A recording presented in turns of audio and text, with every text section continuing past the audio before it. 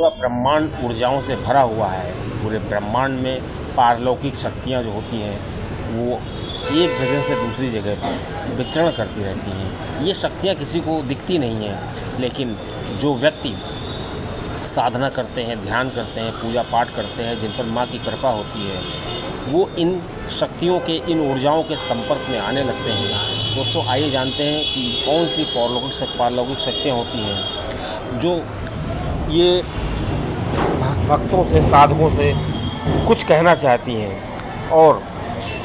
जब भक्त इनके संपर्क में आते हैं तो इनको कैसा अनुभव होता है, जब कोई व्यक्ति इसके संपर्क में आता है उसको कैसे अनुभव होता है, और उसको कैसे पता चलता है कि ये शक्तियाँ हमारे संपर्क में आ गई हैं। दोस्तों ऐसी रोचक जानकारी के लिए आप मेजर टिप्स सिग्नम चैनल सब्सक्राइब कर सकते हैं, वीडियो को शेयर कर सकते हैं। दोस्तों अगर विज्ञान का भी नियम माना जाए तो कोई भी ऊर्जा कभी नष्ट नहीं होती है, ऊर्जा केवल अपना रूप बदलती है। इसलिए ब्रह्मांड में जो भी बोला जाता है, जो भी किया जाता है, जो भी क्रियाएं होती हैं वो ऊर्जा के रूप में संचित रहती हैं। इसीलिए कहा जाता है कि जैसा हम करेंगे वो एक न एक दिन हमको लौट कर मिलता है। तो ये ऊर्जा का ही रूप है और लॉ ऑफ अट्रैक्शन भी इसी से जुड़ा हुआ है। अब दोस्तों आइए जानते हैं कि जो सूक्ष्म शक्तियाँ होती हैं ये कैसे मनुष्य संपर्क करती हैं और ये क्या होती हैं। दोस्तों जो मनुष्य विभिन्न क्रियाएं करता है और ये विभिन्न जो शक्तियाँ होती हैं ये उसी ब्रह्मांड में घूमा करती हैं और वो हमारे आसपास होती हैं। और जो हम महसूस करते हैं, जो व्यक्ति महसूस करता है, ध्यान में होता है तो इसकी तीव्रता को वो समझ जाता है। और जो व्यक्ति निरंतर ध्यान करते हैं, साधना करते हैं, उनके अंदर ये ऐसा उनका ऑरा, उनका जो आभा मंडल होता है बहुत ही विकसित हो जाता है। आभा मंडल मतलब होता है जो ऊर्जा का एक आइडेंटिफिकेशन होता है। जैसे हम आभा मंडल को ऐसे समझ सकते हैं कि जैसे कोई व्यक्ति किसी कंपनी में अधिकारी है, किसी ऑफिस में अधिकारी है, तो जितना बड़ा अधिकारी होता है उसको उसी के आई कार्ड पे उसी तरह के सिंबल डाल दिए जाते हैं, जिससे देखने वाला समझ जाता है कि ये बहुत बड़ा अधिकारी है या छोटा अधिकारी है। उसी तरह जो आध्यात्म की दुनिया होती है उसमें आभा मंडल होते हैं, ऑरा होता है, और ये ऑरा उस व्यक्ति की, उस साधक की सकारात्मक ऊर्जा को दर्शाता है, नकारात्मकता को भी दर्शाता है। अगर उसका ऑरा बिल्कुल नहीं है तो समझ लो कि वो नकारात्मक व्यक्ति है, नकारात्मक शक्तियों से घिरा हुआ है। और जिस व्यक्ति का ऑरा मजबूत है वो व्यक्ति जो होता है, वो साधक जो होता है, उसकी जो लालिमा होती है वो ब्रह्मांड की ऊर्जा से संपर्क करने लगती है। क्योंकि होता इस तरह है कि जो व्यक्ति होता है, जो साधना करता है, उसके जो चक्र होते हैं वो जागृत हो जाते हैं और कुंडलिनी का जागरण हो जाता है। और कुंडलिनी और सहस्त्रार चक्र के जागरण होने के बाद सीधा उसका ब्रह्मांड की ऊर्जाओं से संपर्क होने लगता है। और ब्रह्मांड में विभिन्न देवी देवता होते हैं जो ये सब ऊर्जा के रूप में होते हैं, और ये ऊर्जा उस सहस्त्रार चक्र में जो ज़्यादा सक्रिय होता है, जिसका आभा मंडल सक्रिय होता है, उससे संपर्क में आ जाती हैं। जब ये इससे संपर्क में आती हैं तो उस व्यक्ति को उस ऊर्जा के माध्यम से आभास होने लगता है कि कहाँ पर क्या होने वाला है, आने वाली क्रियाओं के बारे में पता चलने लगता है, और यहाँ तक कि उसके अंदर काफ़ी शक्तियाँ आ जाती हैं। अब दोस्तों जब व्यक्ति के अंदर इस तरह की शक्तियाँ आ जाती हैं तो किन संकेतों के माध्यम से पता चलता है कि इस व्यक्ति का आभा मंडल बहुत ही सक्रिय है और वो किस तरह से अनुभव करता है। अब दोस्तों ये जानते हैं कि जो ये आभा मंडल होते हैं, ये जो शक्तियाँ होती हैं जो हमारे ब्रह्मांड में विचरण करती रहती हैं, जब साधक के संपर्क में आती हैं, किसी व्यक्ति के संपर्क में आती हैं तो उसको किस प्रकार के संकेत होने लगते हैं। दोस्तों एक चीज़ बता दें कि ये शक्तियाँ जो होती हैं प्रत्यक्ष रूप से नहीं आ सकती हैं, क्योंकि इन शक्तियों के भी अपने नियम हैं, और ये प्रत्यक्ष रूप में उसी के पास आती है जिसका आभा मंडल एक विचित्र रूप में हो जाता है, या कह लीजिए जो व्यक्ति जो होता है किसी खास ऊर्जा को संचित कर लेता है। मतलब वो बिल्कुल भगवान का बहुत ध्यान करता है और काफ़ी उसकी कुंडलिनी का जागरण हो जाता है। ऐसे तो बहुत बिरले होते हैं, लेकिन फिर भी जो थोड़ा बहुत आभा मंडल बना लेते हैं, जिनका ऑरा होता है मजबूत, वो इन संकेतों को महसूस करते हैं। दोस्तों आइए जानते हैं उनमें से कुछ संकेत। दोस्तों कुछ संकेत इस प्रकार हैं कि अगर किसी व्यक्ति के शरीर का तापमान अचानक बदलाव में लाने लगे, जैसे कभी उसको अचानक गर्म लगने लगे, कभी अचानक ठंड लगने लगे, तो उसको समझ लेना चाहिए कि ब्रह्मांड की जो ये ऊर्जाएं हैं वो उसके आसपास मौजूद हैं और वो उससे कुछ कहना चाहती हैं। इस प्रकार ये ऊर्जाएं जो होती हैं व्यक्ति से कुछ कहना चाहती हैं और इससे व्यक्ति के आभा मंडल का पता चलता है। अब दोस्तों जब ये चीज़ें सक्रिय हो जाती हैं तो ऐसे साधक जब सोते हैं तो सोते समय उनको महसूस होता है कि उनके शरीर पर दबाव है, उनको कोई स्पर्श कर रहा है, उनका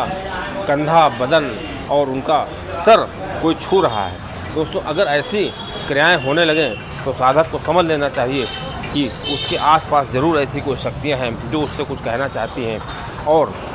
वो उस लायक है, मतलब उसके अंदर पात्रता आ गई है। अब दोस्तों आइए जानते हैं अगला संकेत। जब साधक के अंदर या किसी व्यक्ति के अंदर ऐसे विचार आने लगे जिसका उत्तर वो बहुत दिन से ढूंढ रहा हो और वो न समझ पा रहा हो कि इसका उत्तर क्या है, और उसको अचानक ही उत्तर मिल जाएगी। वो उत्तर इस तरह से मिल सकता है कि जो शक्तियाँ हैं उसको उसकी मदद करना चाहती हैं, उसको प्रेरणा देना चाहती हैं कि तुम जो सोच रहे हो सही दिशा में जा रहे हो, और अगर वो सही दिशा में नहीं जाता है तो उसके मस्तिष्क में ऐसा विचार डाल देती हैं कि वो व्यक्ति जो सही दिशा में चलने लगे। अब दोस्तों, वो जो साधक होता है उसके दिमाग में ऐसी बात आ जाती है और उसको अचानक उसका रिजल्ट मिल जाता है। अरे, वो सोचता है अरे ये कैसे हो गया, या तो कहीं से कुछ पढ़ लेता है वो, या कोई ऐसी वीडियो देख लेता है, या कोई ऐसा व्यक्ति उसको मिल जाता है जो उसके मन में ऐसा विचार डाल देता है। दोस्तों, आपको बता दें कि मनुष्य का मस्तिष्क जो होता है वो केवल सोचता है, प्रेरणा कोई और देता है। अगर कोई व्यक्ति सोचे कि हम नए सिरे से सोच लेंगे तो उसको कोई मोटिवेट करेगा, लेकिन चूँकि उसके अंदर अभाव है उस चीज़ का उधर जाने का, तो वो उस पर ज़्यादा देर विचार नहीं करेगा। उसको कुछ नकारात्मकता दिख जाएगी तो वो उस चीज़ को छोड़ना छोड़ देगा, क्योंकि वो चीज़ जो है वो उसका मापदंड नहीं समझ सकता है कि हमको इससे कितनी सफलता मिल सकती है। दोस्तों, मनुष्य केवल दिमाग से सोचता है। अच्छा, कभी कभी ऐसा होता है जिन व्यक्तियों के अंदर ऐसी शक्तियाँ होती हैं उनको जीवन में कुछ ऐसे विशेष व्यक्ति आने लगते हैं जो उसको काफ़ी नया जीवन, नया मार्ग दिखा सकते हैं। तो ये जो नए व्यक्ति आते हैं जो जिनसे हमारा कोई मतलब संबंध नहीं होता है और वो निस्वार्थ भाव से उसकी मदद करते हैं, उसको मार्गदर्शन करते हैं, तो ऐसा इसीलिए संभव होता है कि ये जो अदृश्य शक्तियाँ होती हैं वो उन लोगों को, उन संतों को उस व्यक्ति से मिला देती हैं जिसका आभा मंडल बहुत मजबूत हो जाता है। दोस्तों, अगला जो संकेत है व्यक्ति के अंदर, साधक के अंदर, कि वो साधक नई ऊर्जाओं को महसूस करता है, ये है कि उसके अंदर भक्ति की प्रेरणा मिलती है। दोस्तों, जब बुरे समय में भी भक्ति की प्रेरणा मिले, क्योंकि बुरे समय में व्यक्ति जो होता है केवल अपना काम निकालना जानता है, वो सोचता है किसी तरीके से हमको सफलता मिले, लेकिन उस समय अगर जो भक्ति करता है तो दोस्तों उसको समझ लेना चाहिए कि ज़रूर कोई अदृश्य शक्ति है जो उसकी मदद कर रही है। वो उसको ये बताना चाहती है कि इस बुरे समय में कोई जो ईश्वर होता है, जो परमात्मा है, वही उसकी मदद कर सकता है। और इसी क्रम में, इसी भक्ति के क्रम में उसको ये देखना चाहिए, अगर वो सुबह उठना शुरू कर दे, प्रातःकाल पूजा पाठ करना शुरू कर दे, सुबह उठ करके ध्यान करे, योगा करे, इस तरह की बातें अगर वो करता है तो उसको समझ लेना चाहिए कि कोई अदृश्य शक्ति उसको जगा रही है। क्योंकि पहले तो ऐसा नहीं करता था, लेकिन जब से उसका बुरा समय शुरू हुआ है तब से उसके अंदर भक्ति जाग उठी है। तो ये भक्ति जगाने वाली वही अदृश्य शक्तियाँ होती हैं, और कठिन समय में वो सही निर्णय उसने लिया है, क्योंकि उन शक्तियों की कृपा से ही उसने सही निर्णय लिया है। और दोस्तों, अगला जो संकेत है जो भक्तों को प्राप्त होता है, जो अदृश्य शक्तियाँ होती हैं वो व्यक्ति को देती हैं, वो है कि उनको हर समय कहीं भीनी भीनी सुगंध आया करती है। मतलब उनके आसपास भी लोग ऐसा अनुभव करते हैं कि कोई सुगंध टाइप की आ रही है।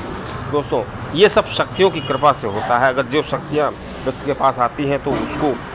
उसके आसपास सुगंध का अनुभव होने लगता है। तो दोस्तों, अगला जो संकेत ये है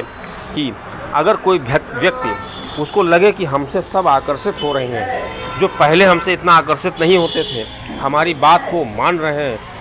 उसको लगे कि हमारे अंदर ऐसा हो गया क्या सम्मोहन है कि सभी लोग हमसे आकर्षित हो रहे हैं, सभी मेरी बात मान रहे हैं। दोस्तों, ऐसा तभी होता है जब व्यक्ति के अंदर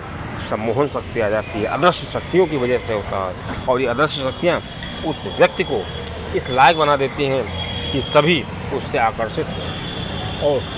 वो जो कहता है उसकी बात को लोग तवज्जो देते हैं, कोई उसको हल्के में नहीं लेता है। दोस्तों, इस प्रकार कहा जा सकता है कि जो अदृश्य शक्तियाँ हैं वो एक तरीके से तरंगे होती हैं, ऊर्जाएं होती हैं, और वो ऊर्जाएं व्यक्ति उस व्यक्ति के पास जाती हैं, उस व्यक्ति को वो व्यक्ति कैच कर पाता है जो तप करके, साधना करके, ध्यान करके अपना आभा मंडल इतना मजबूत कर लेता है कि उसके अंदर ऊर्जा सम्मिलित होने लगती है और उसका जो आभा मंडल है, उसकी कुंडली जो होती है, वो एक तरीके से ट्रांसमीटर का काम करता है और वो उन तरंगों को कैच करने लगता है। मतलब जैसे एक रेडियो स्टेशन होता है, उसमें विभिन्न प्रकार की तरंगें चलती हैं और अगर हमारे पास ऐसी प्लेट है, ऐसी फ्रीक्वेंसी की प्लेट है, अगर उसको कैच कर सके तो इस तरीके से हमारा जो शरीर होता है, आज जो व्यक्ति का शरीर होता है, उसके अंदर इस तरह की तरंगें कैच करने का एक पट्टी या इंस्ट्रूमेंट होता है जो उस ब्रह्मांड की ऊर्जा को कैच करने लगता है। और जब ऐसा वो करता है तो वो सीधा प्रसारण उसके शरीर में होने लगता है। मतलब ब्रह्मांड में जो सही ऊर्जाएं हैं, जो उसको सही मार्गदर्शन करना चाहते हैं, उसका जीवन